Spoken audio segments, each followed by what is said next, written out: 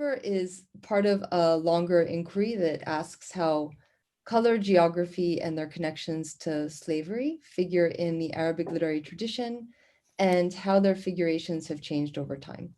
The grounding of this analysis is one particular historical event that had wide-ranging consequences, Morocco's 1591 invasion of the Songhai, a West African empire immediately south of the Sahara Desert. By launching this invasion, the Moroccan Sultan, Ahmed al-Mansour al-Dahabi, both violated the autonomy of a community of free Muslims and effectively destroyed West Africa's great centers of Arabic Islamic knowledge production, cities that had been religiously and intellectually bound to Morocco through the trans-Saharan trade routes. A focus on 1591 and its textual afterlives opens up a view to the shifting way Arabic literary texts and forms have figured the territories and peoples south of the desert at different historical moments. What I want to show here is the particular rhetorical shape and texture of this figuration at a moment of upheaval and a later moment of discursive reconciliation. Both pivot around the question of a people's place within the larger Arabic Islamic Ummah or community, something I see as a central rhetorical mediating category. The operative term for Blackness in the Moroccan historiographical texts that are my focus here is Es-Sudan, which is literally the blacks, a metonymic signifier based on both skin color and geography. It's a term with links to a number of historical phenomena, from the Arab slave trade to the propagation of the Hamitic myth that ties Blackness to servitude, to the Mediterranean-centric geographical theories inherited from the Greeks. Yet the degree to which these phenomena have been implied by the word has varied over time. For example, the meaning isn't the same in al-Bakri's 11th century history of West Africa as it is in Ibn Qutayba's 9th century account, etc. Slavery, too, is hardly a straightforward matter in the Islamic world, and I won't address the question of how it functioned as an institution. Instead, my concern is how the rhetoric of high Arabic literary culture has constructed its images of sub-Saharan Africa and how these have intersected with the idea of who might be permissibly enslaved. With the invasion of 1591, the word Sudan takes on the force of figurative speech, its meaning at this moment generated through opposition.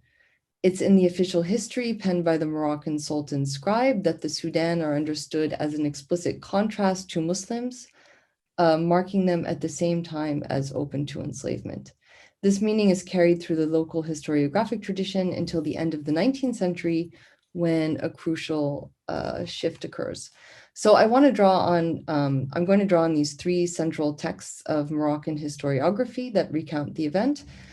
You have Al-Fishtali's 16th century chronicle, which was the official one that was contemporary with the invasion, Al-Ifrani's 18th century chronicle, and Nasri's 19th century chronicle, which will be most of the focus of what I'm talking about. So we might ask why it's appropriate to talk about these historiographic texts together, despite the temporal remove between them. Pre-modern Arabic writing is highly referential, meaning when a new historian would write his history, he would include within it verbatim the text of his predecessors and then just add to it. So when I talk about Nasri's 19th century history, I'm talking about a text that actually includes within it whole sections unchanged of these earlier texts, right? So this makes the relation between these texts particularly clear and direct. I want to look at a moment from the historian Al-Ifrani's 18th century first. In lines rife with Quranic intertextual allusion, Al-Ifrani describes the first meeting between the two sides. The brief scene depicts the initial contact between the Moroccan and West African armies, where Jawdar Pasha, in charge of Morocco's offensive, is shown as he overtakes the ruler of the Songhai Empire, Askia Ishaq II. The Songhai Sultan immediately flees, literally he turns on his heel, and when his men see that the Moroccan army will counter their lances and spears with gunpowder, they try to follow suit. Unable to escape quickly enough, they're crushed like the hollow stumps of palm trees. And then Al-Ifrani writes, the swords of Jawdar and his forces held judgment over their necks until Es-Sudan, or the blacks, cried out, We are Muslims, we are your brothers in faith, as the swords were doing their work among them. In this snapshot of military encounter, the idea of Ummah or Islamic community and the Sudan's place within it moves to the fore in the conflict's narration. To save their lives, the West Africans appeal to a way of seeing the self and the other that the idea of Islamic community facilitates. In a single voice, they express the utterance, "We are Muslims, we are your brothers in faith," asking for a recognition of kinship within the space of Islam. They implore the invaders to locate themselves in those they seek to conquer through the system of interpersonal meaning they share. Yet in the connecting particle as that expresses simultaneity, the request is dramatically denied even as they speak it. In the instant in which they declare their membership to the Ummah, they are set upon by the Moroccan army's weaponry, right? Because it is as they cry out that they're Muslims that the swords set to work among them. These lines of Al-Ifrani are the most transparent signaling that the space of Islamic community is the contested ground through which the Sudan will be shown to be outsiders. Now, this brief interpretation is all I have time for here, but it's far from the only instance like this. And if I were to unpack these lines further, we would also see that there's a lot of kind of Quranic intertext happening here that's also working to kind of other the Sudan in very particular rhetorical ways. I want to show one more moment that highlights West Africa's rhetorical exclusion from the Islamic community, but now turning to the 19th century. When Nasri wrote his 19th century history, he utilized large sections of El-Fishtali's original chronicle of the invasion. And Nasri relates that once the news of victory reached the Sultan back in Morocco, it was celebrated like an Eid. He then includes a poem originally composed by El-Fishtali that reaffirms the rhetorical message of the 16th century chronicler, this time for a 19th century audience. And this poem begins like this. The morning army floods the night's darkness, its whiteness annihilating the blackness, as if it were your soldiers' banners that rose over the blacks, streaming in white.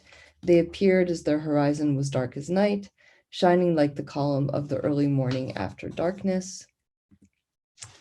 They were deployed so that you could unfold with your army a pitch black night, which was torn apart by the prowess of your sword, the al-Qadr.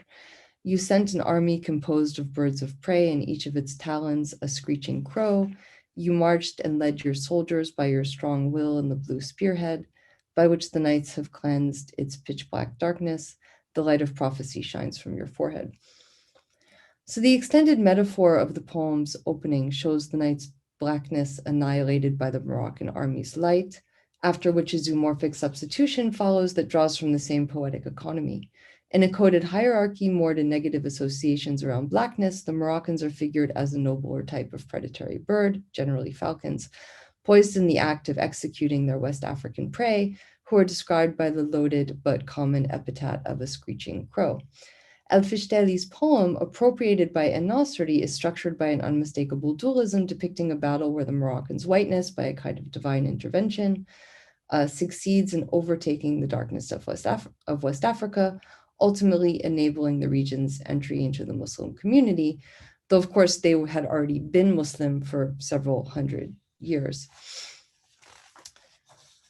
So despite the incorporation of sections like this from earlier accounts, Nasri includes an additional section of 4 pages, simply called fatimmah or appendix, his final thoughts on the Bled Sudan or West Africa.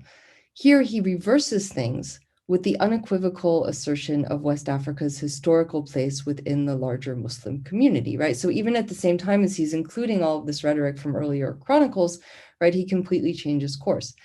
And he writes, "It has already been made clear to you from what we have narrated about Sudan that the people of this land accepted Islam long ago." He goes on to say that the inhabitants of sub-Saharan Africa are among those with the best Islamic practice, the most correct religion, and the most learned in the Islamic sciences. He affirms that in regard to West Africa in particular, their exemplary adherence to Islam is widely known. While his concern at first seems to be the recognition and confirmation of West Africa's status within the Muslim community, his ultimate goal is actually more radical, and he can only arrive there by way of an argument charted through another trope native to the Arabic tradition, this time a concept taken from Islamic law. An-Nasri first points to the entwined associations of skin color, geographical location, religious status, and slavery, in no small part constituted by his predecessor's rhetoric. So sub-Saharan African roots and membership within the Arabic Islamic community are by this time conceptualized as mutually exclusive, the result being an imaginary that couples slavery with dark skin as a principle of fact. So An-Nasri writes, many people have come to believe that the Islamically legal requirement for slavery is black skin and being from this region, the Balad of Sudan. By God, this is among the most terrible of practices according to religion, for the people of Sudan are Muslims and therefore have the same rights as us and are subject to the same duties. And Nasri then makes a claim for Islam that surpasses all of his predecessors who wrote against slavery. So we know from the last talk, right, that historically in Islam, the issue with slavery is that Muslims couldn't be enslaved, but non-Muslims could be. So An-Nasri declares the impossibility in his day of reliably discerning between Muslims and non-Muslims in sub-Saharan Africa. Not only are the majority of Africans in West Africa Muslim, he writes, but in the 19th century, those in Morocco no longer have the same contact or knowledge of West Africa as people did at the time of the original invasion or prior to it. So An-Nasri's argument is that because it's impossible now to distinguish between Muslim and non-Muslim in the territories below the Sahara, there's no choice but to assume that everyone is Muslim so as not to risk accidentally enslaving those protected by Islam. Following his reasoning, it's no longer possible to enslave anyone from the continent at all. And here he begins to approach the real objective of his discussion, which is the unqualified condemnation of slavery as an institution illicit in Islam.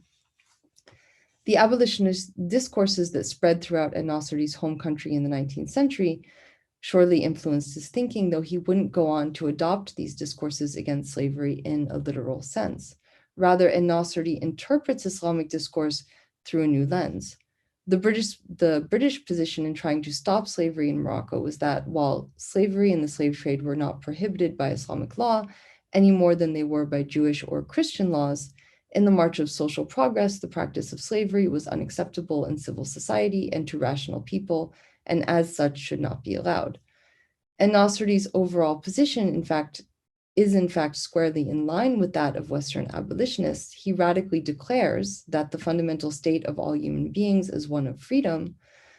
In contrast, though, to the British Council, his means of arguing for the universal right to freedom is not through a turn to civil society's progress, but through the Islamic tradition itself and what he proposes as the changing responsibilities of the Ummah or the Islamic community. So in the final lines of this section of his text, his first move in challenging the legal precedent that permits slavery is to turn to that foundational source of Islamic law, the Hadith, where he says, the Prophet said, consult your heart even in cases where judgments have been issued. Conscience supersedes past juridical rulings, and no one who looks to their heart in this manner can hesitate in their conclusion, An-Nasri asserts. He then swiftly evokes the concept of Sad Durai. I think, is there a chat here? How am I on time? I just have like one more minute. So he then swiftly evokes the concept of Sad Durai, which is literally closing off the means that can lead to evil, a frequently used idea in the Maliki legal school to prohibit practices likely to lead to an illegal or harmful result. Here he points to both the impropriety of the age and all the uncertainties of the institution, meaning the difficulty of verifying the religious status of the enslaved, to insist upon the high probability of the practice leading to prohibited acts. After positioning slavery as potentially Islamically illegal according to this principle, he then reminds his reader of the need to continually reinterpret the tradition based on present historical context. Admitting that slavery was permitted in the time of the Prophet and the centuries that immediately followed, he states that the reasons for this no longer exist. Slavery at that time, he writes, was in the service of Islam as it conquered new territories and people were taken captive prior to their ultimate conversion. Now it's simply contrary to the spirit of religion. Having proven the incompatibility of slavery with the Ummah as it exists at the time of his history's composition in the 19th century, he ends with a moment of Quranic citation. asking for forgiveness for the practice's continuation by way of the Quran's 23rd chapter, where he says, "Our Lord, we have wronged ourselves, and if you do not forgive us and have mercy on us, we will surely be among the losers." So what I wanted to show with these readings, short as they are, is that Blackness, rhetorically coded as other at one historical moment, might also be rehabilitated and written back into the Muslim community at another, using tropes indigenous to the tradition. As a result, as it relates to identity, Blackness is fluid, mutable, and contingent. While Nasri's text didn't fully resolve the tensions with which the Arabic literary tradition has engaged with its sub-Saharan neighbors, what it shows is the possibility of rhetorically shifting the borders of belonging. And Nasri points to the potential traditional Arabic literary forms and concepts hold for healing the divide established between North and Sub-Saharan Africa. And on there. Okay, thank you.